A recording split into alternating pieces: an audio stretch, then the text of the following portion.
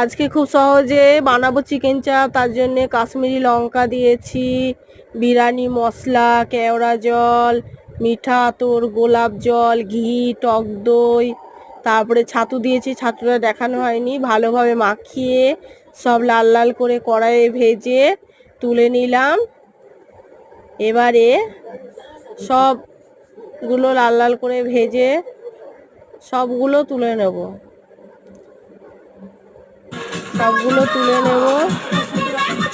তুলে নেওয়ার পর এবারে যে মশলাগুলো আছে, গ্রেভিগুলো সব এর কড়াইয়ের মধ্যে দিয়ে কষিয়ে ভাজা মাংসগুলো দিয়ে দেব।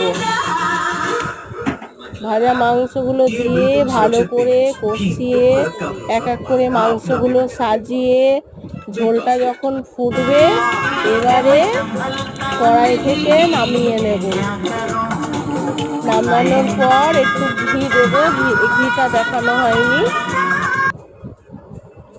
ঘি ছড়িয়ে দিলাম ওপর দিয়ে।